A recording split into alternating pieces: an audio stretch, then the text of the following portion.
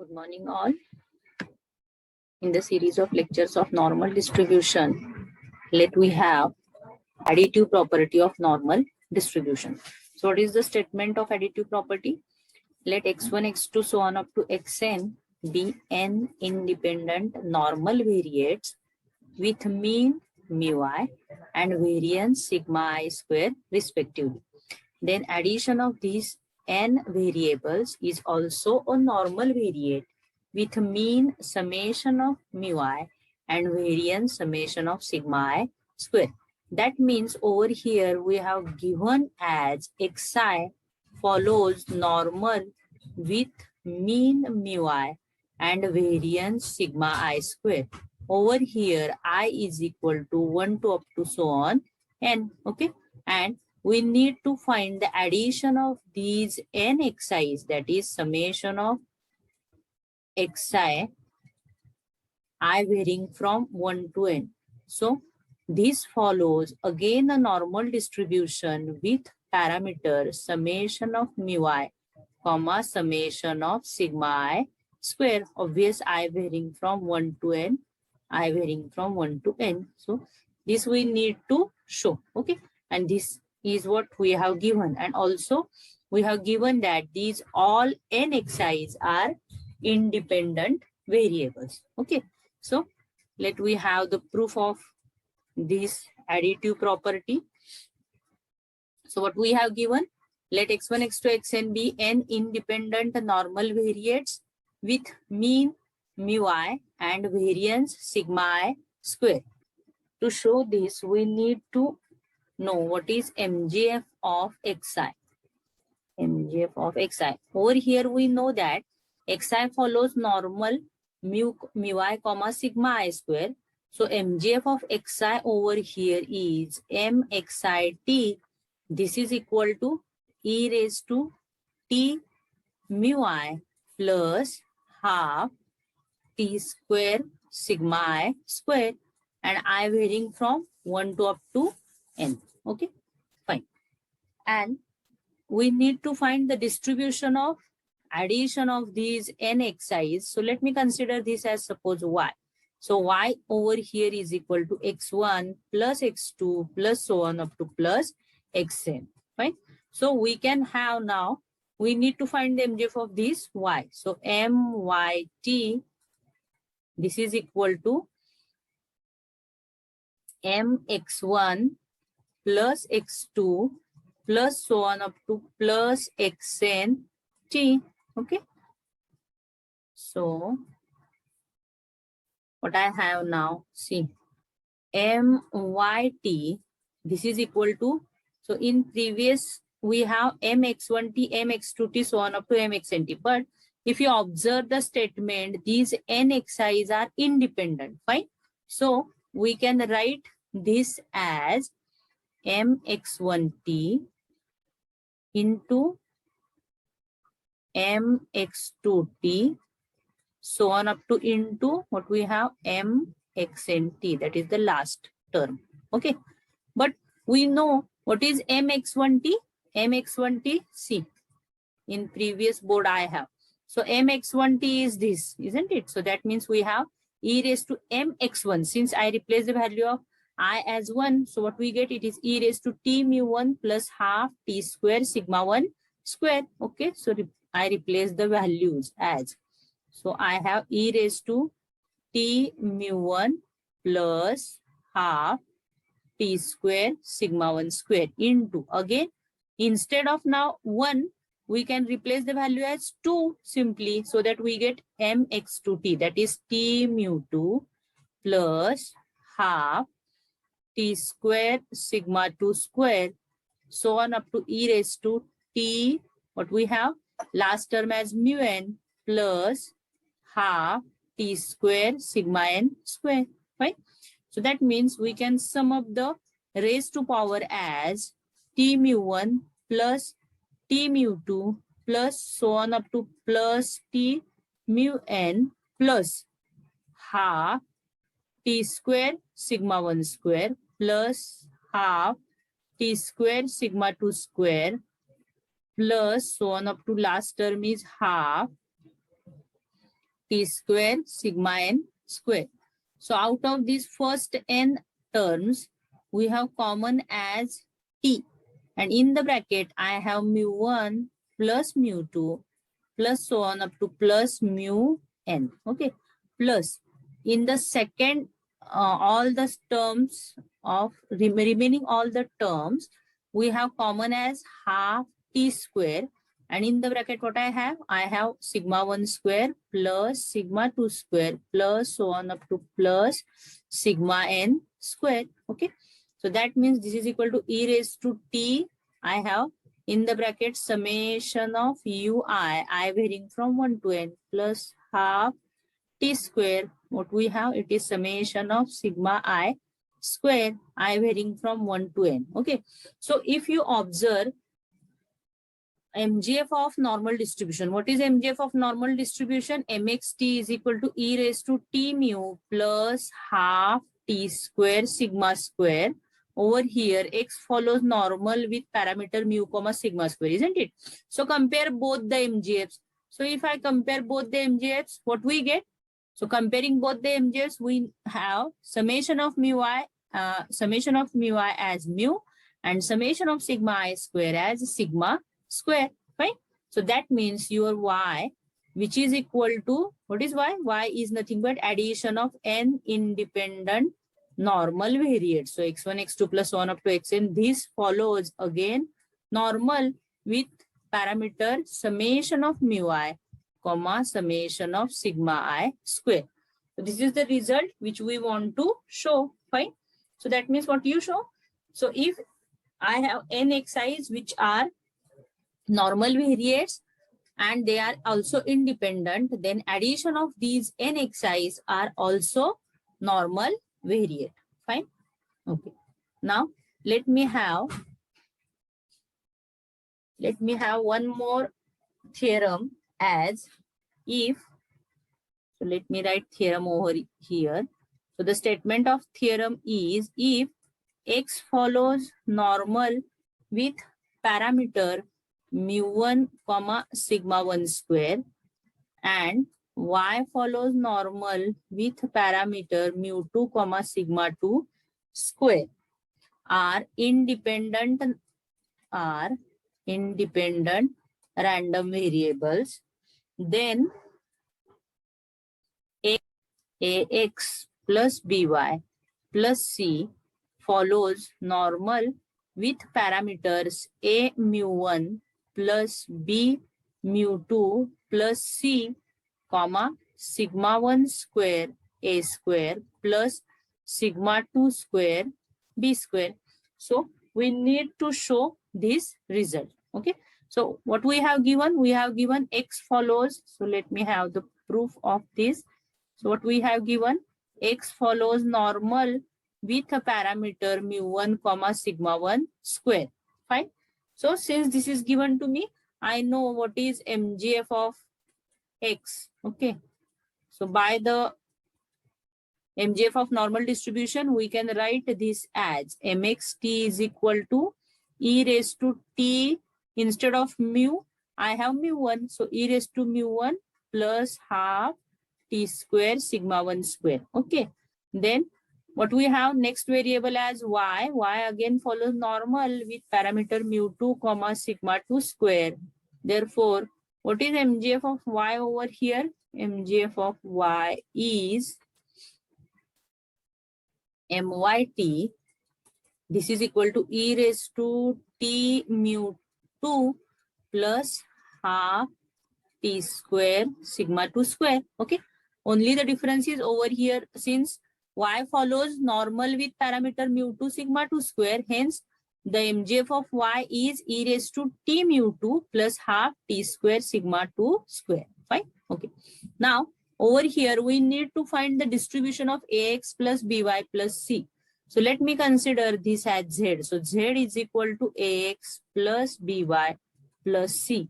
Now over here, to find the distribution of these, we are using MGF method.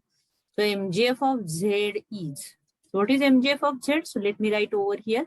So MZT is equal to MAX plus BY plus C T. Over here, A, B, C are constant. Okay, fine.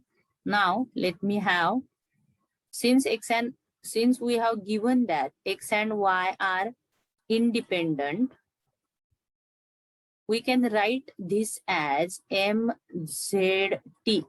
This is equal to MAXT into MBYT into e raised to CT simply. Okay, e raised to CT because C and T both are constant terms, hence we get e raised to CT. So by using the property of MGF, we can write this as MXAT into MYBT into e raised to CT. Fine. So MXAT means instead of T, we have constant as AT over here. But we know the value of MXT, isn't it? The value of MXT is this. Okay. So simply we can, instead of T, we can put AT so that we get MXAT. So put over here T as AT. So what we get? See, e raised to AT mu 1 plus what we have? Half A square T square sigma 1 square. Simply. Fine. Just like this, we can have MYT also. So instead of T, now we can put BT. So what we get? E raised to BT mu 2 plus C. Over here T square term is there. So we can put T square as B square T square, then sigma 2 square and e raised to CT as it is. Fine.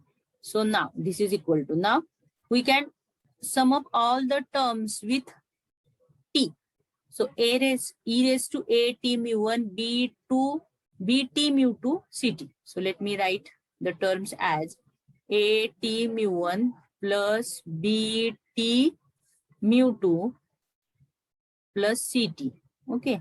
Then we have the terms of T square. So there are only two terms. So that is half A square T square sigma 1 square plus half B square T square sigma 2 square. Okay.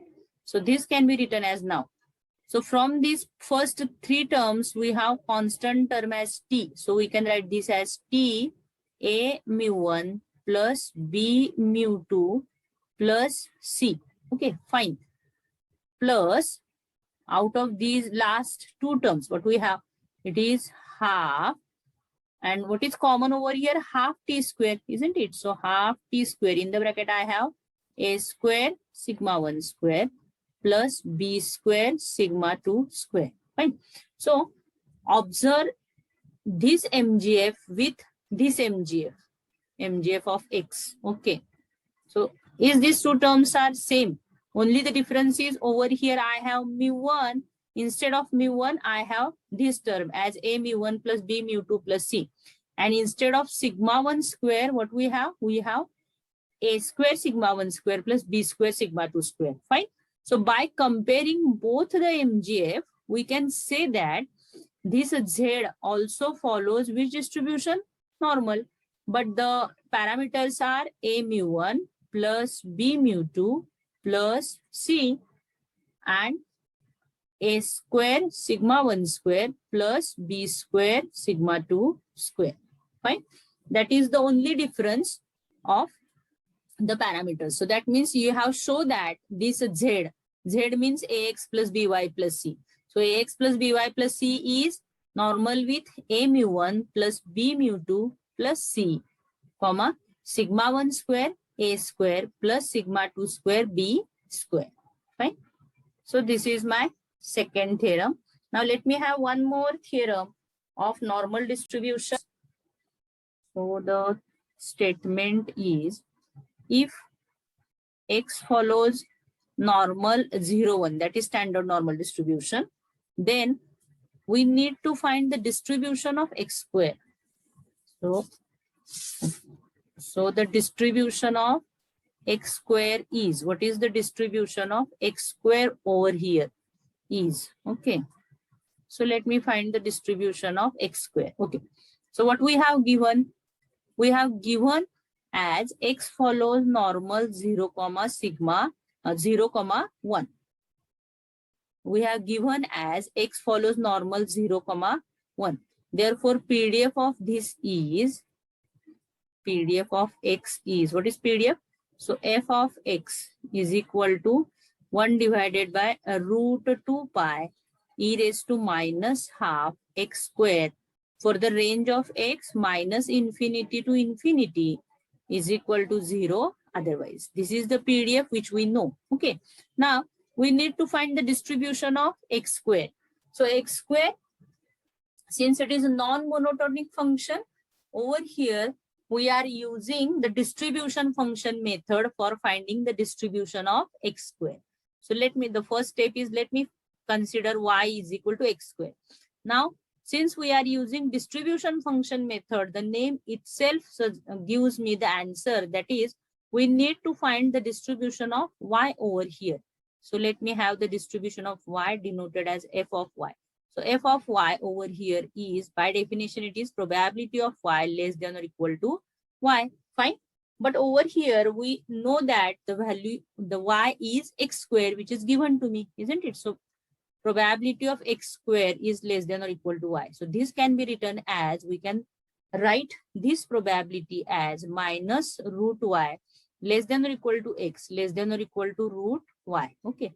So this is nothing but, we can write this probability as probability of x less than or equal to root y minus, we have probability of x less than or equal to minus root y. So by definition, see, if you observe this distribution function of y, what it is? It is nothing but f of root y. Okay. Minus f of root y. Minus root y, sorry. Not only f of root y, it is f of minus root y. And we have, this is with respect to x. Since over here x is there, no?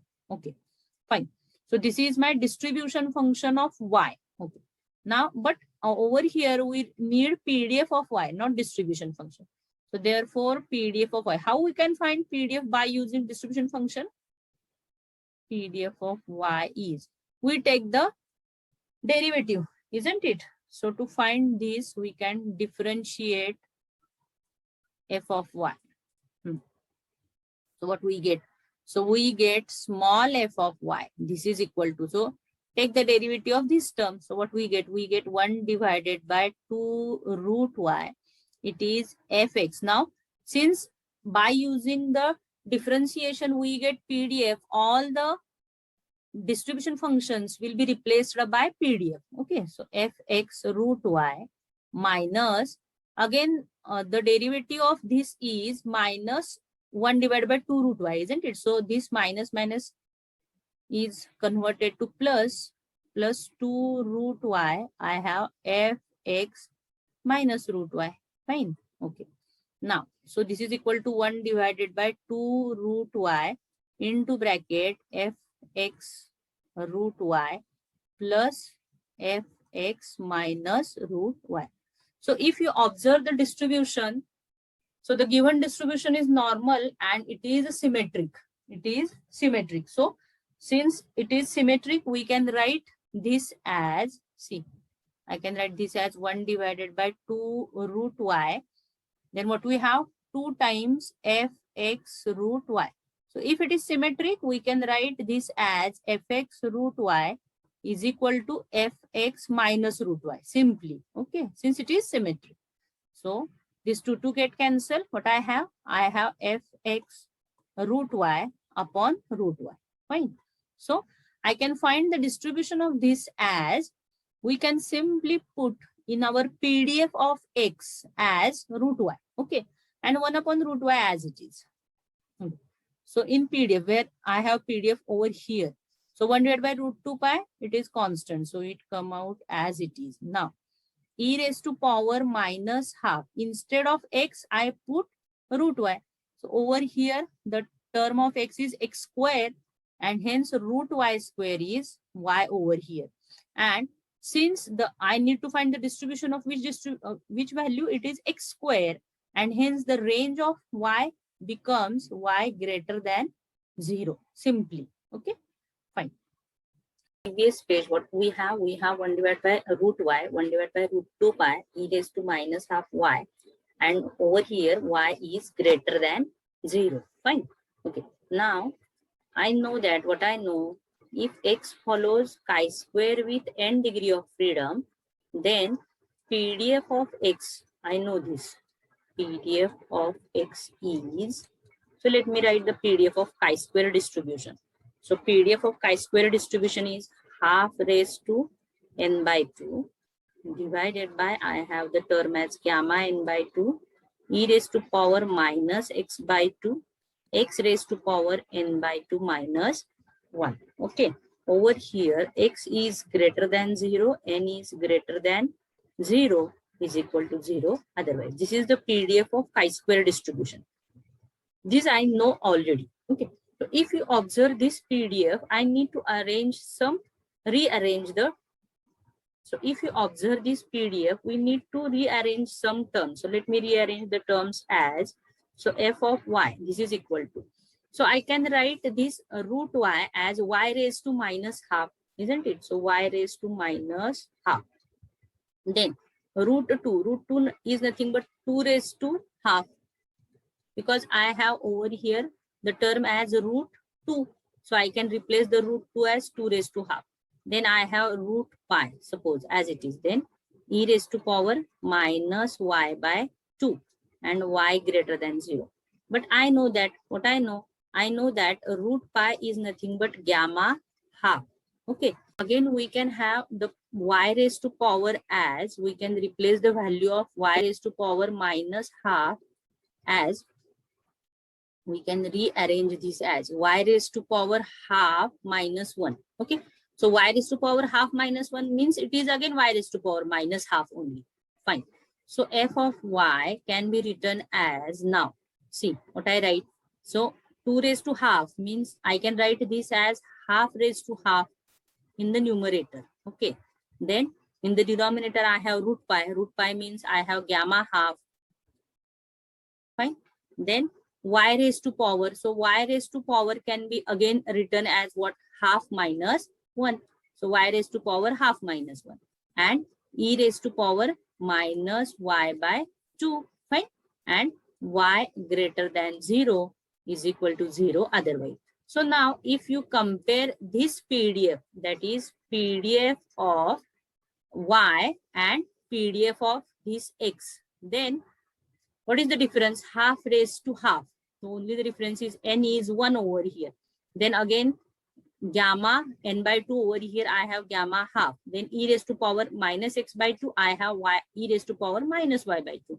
And x raised to power n by 2 minus 1 I have y raised to power half minus 1. Means that is n, if n is replaced by 1 over here, we get the same PDF. That means over here y follows chi-square distribution. Instead of n, I have 1. Okay. So in today's lecture, we have seen that if xi follows normal with parameter mu I, comma sigma I square, and all these xi's are independent, then we say that the summation of xi follows again normal with parameters summation of mu I, comma summation of sigma I square.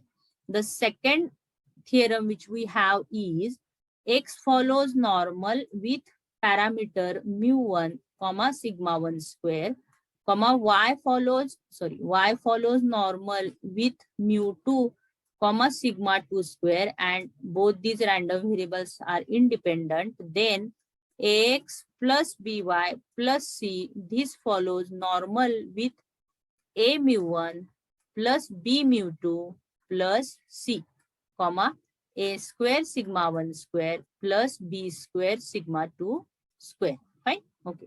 Now, and the third last result which we have is if x follows normal 0, comma 1, then x square follows chi-square distribution with 1 degree of freedom. So these are the 3 results which we seen in this lecture.